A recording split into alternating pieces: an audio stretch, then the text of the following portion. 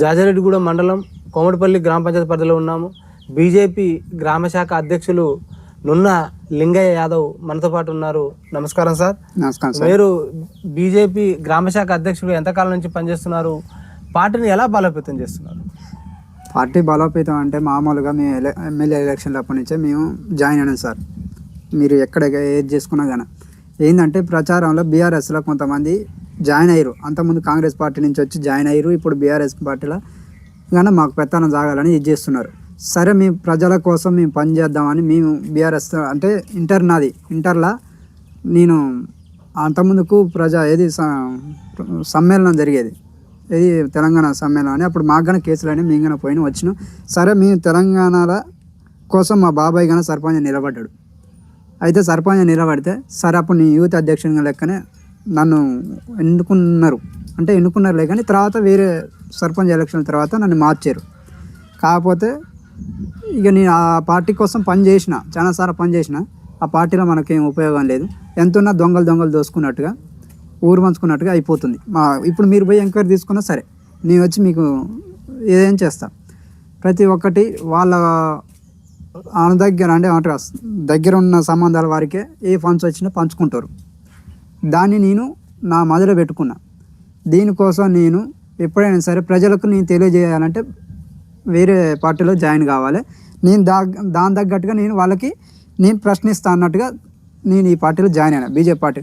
ఈ పార్టీ కోసం గాన నేను ఎందుకు వచ్చినంటే సంకినేని వెంకటేశ్వర సార్ గారి ఆధ్వర్యం కోసం. మా తాత అంటే మా నాయనమ్మ కానీ మా నాన్న కానీ అంతకుముందు టీడీపీ ఉండే. లాస్ట్ మూమెంట్లో టీడీపీలో మా నాయనమ్మ అంటే మా నాన్న చనిపోయిండు, నాయనమ్మ చనిపోయింది. అంతకుముందు టీడీపీలో పనిచేశారు. సరే సంకినేని వెంకటేశ్వర సార్కి మేము రుణం పడి ఉంటామని థ్యాంక్ యూ చెప్పుకుంటున్నాం.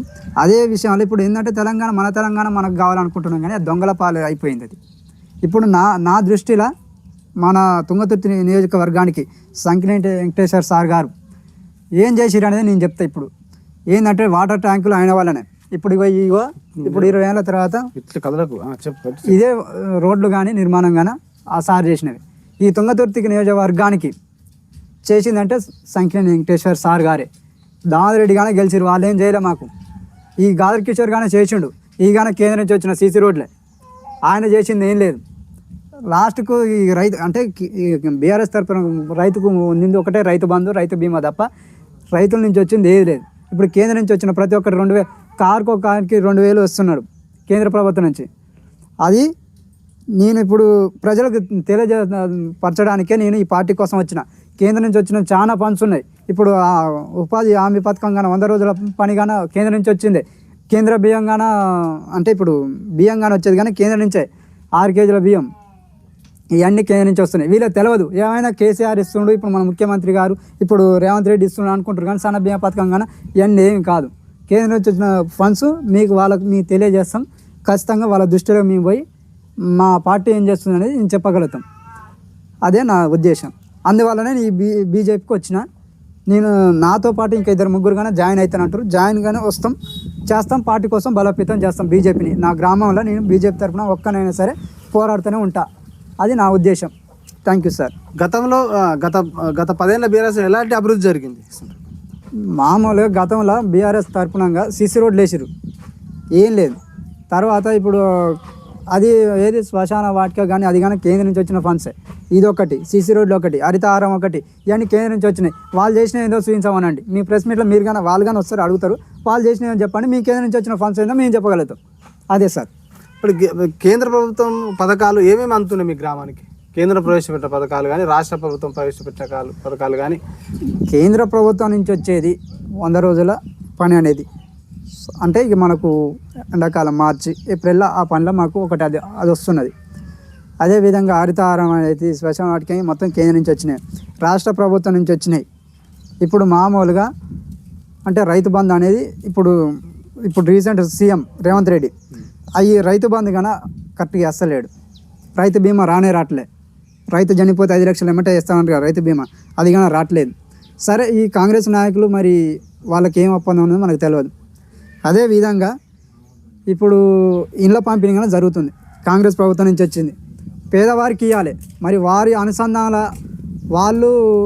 వాళ్ళకు దగ్గర ఉన్న వాళ్ళకి ఇస్తారో తెలుస్తలే, పేదోళ్ళు చాలా మందిగా మా పక్కనగా చాలా మంది బుడుగ జంగాల వాళ్ళు కానీ ఉన్నారు.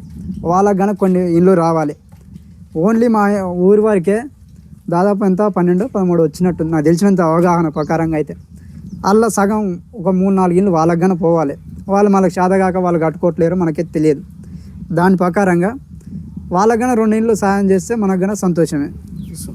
గత ప్రభుత్వంలో సర్పంచ్ ఆయాలు ఎలాంటి అభివృద్ధి జరిగింది? గత సర్పంచ్ ఆయాలంటే ఆయన కానీ మంచిగా చేస్తున్నారు. సిసి రోడ్లు అయితేంది, శ్మశాన వాటికి అయితే అంటే ఫండ్స్ వచ్చినాయి, వాళ్ళ దగ్గర మనీ ఉన్నాయో లేవో అంది తీసుకొచ్చి అప్పు తెచ్చుకోరో ఏం తెచ్చుకోరో శ్మశాన వాటికి అయితేంది, హరితహారం అయితేంది, ఈ సిసి రోడ్ నిర్మాణం అయితే చేసారు. ఇప్పుడు ప్రస్తుత కాంగ్రెస్ పార్టీ 6 గంటలు ఎట్లా అమలు అవుతుంది?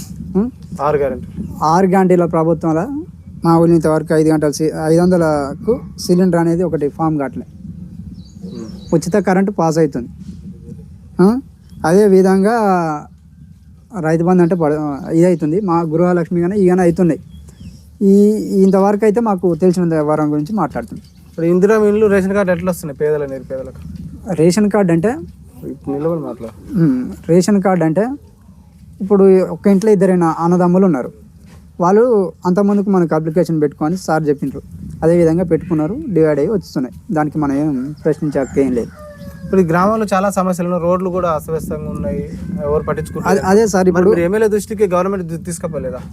అంటే మేము అంత అవగాహనతో అంటే ఏంటంటే ఎట్లయినా ఇప్పుడు నూతన కాలనీ నుంచి ఇప్పుడు తిమ్మాపురం ఎక్స్ రోడ్ దాకా రోడ్ వేస్తున్నారు. మనం ప్రశ్నించే హక్కు అయితే మనకు దగ్గర లేదు. అంతకుముందుకే వేసిన సంఖ్య సార్ వేసిన రోడ్డే ఇప్పటిదాకా ఇంతవరకు నిర్మాణం జరగలేదు. మధ్యన ఏదో ఒకసారి వచ్చారు డాంబర్తో 1 ఫీట్ మనం నేర్చుకుపోయారు తప్ప ఇంతవరకు ఇది లేదన్నట్టు. ఇప్పుడు గత ప్రభుత్వం బెల్ట్ షాపులు అట్నే ఉన్నాయి. ఇప్పుడు కూడా బెల్ట్ షాపులలో ఎంతమంది తాగుడు బానిస అవుతున్నారు? బెల్ట్ షాపుల నిర్మూలన జరగాలంటే అంటే ప్రభుత్వాల నుంచి ఎలాంటి స్పందన ఉండాలంట? ఇప్పుడు బెల్ట్ షాపులు అంటే మీరు సార్ నాకు ఒకటి గుర్తుకొచ్చింది. ఇప్పుడు బెల్ట్ షాపులు అంటే దాదాపు వీళ్ళు బెల్ట్ షాపులే బంద్ చేస్తూ ఉన్నారు కాంగ్రెస్ ప్రభుత్వం. అసలు వీళ్ళు బెల్ట్ షాపులు బంద్ చేసినప్పుడు మరి ఈ రేట్ ఎందుకు పెంచారో మాకు అర్థమవుతుంది సార్. ఒకటి మెయిన్ పాయింట్ మీరు గుర్తుపెట్టుకోండి.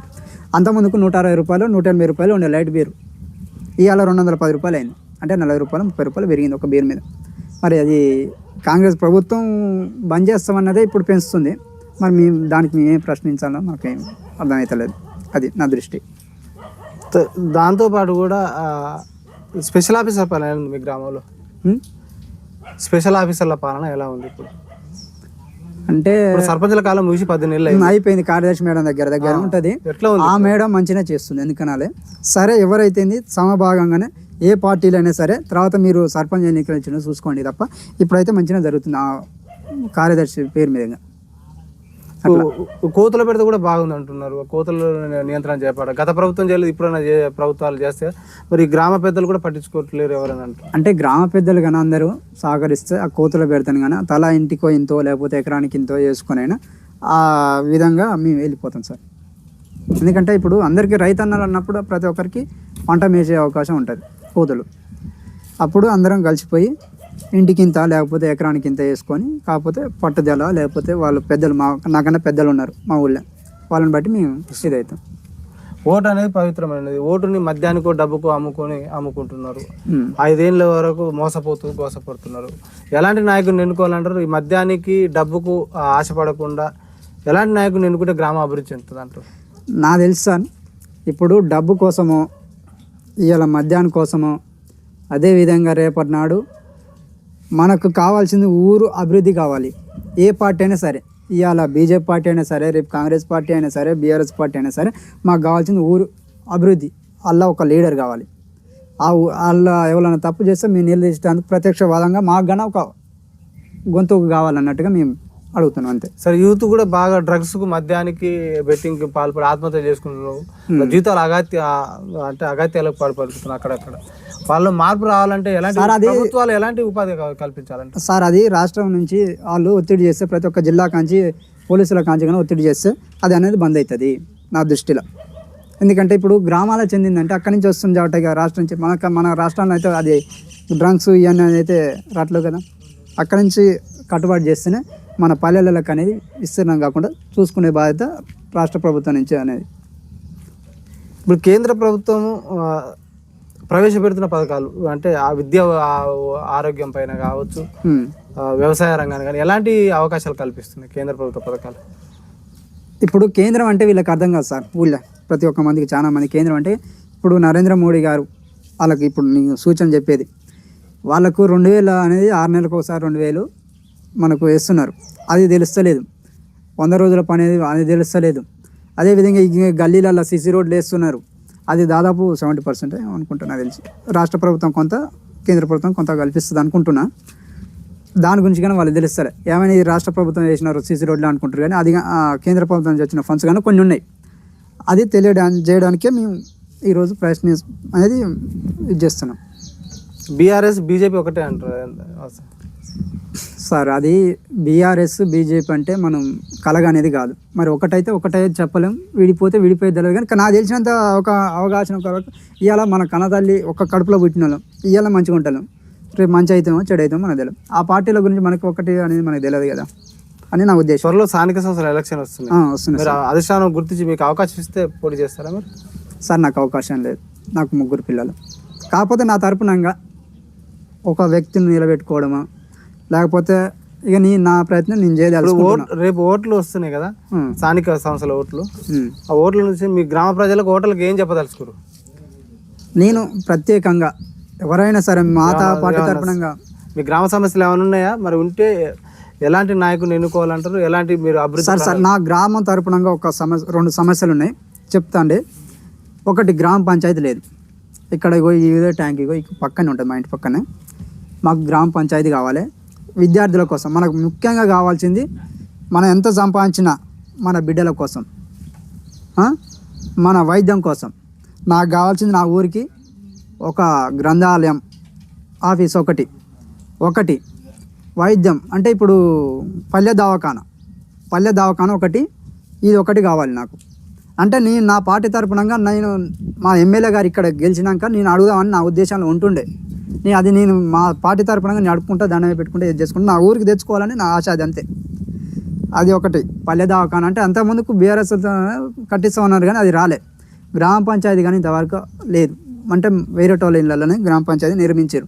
ఈ 3 నా గ్రామ పంచాయతీకి కావాలని నేను అడుగుతున్నా.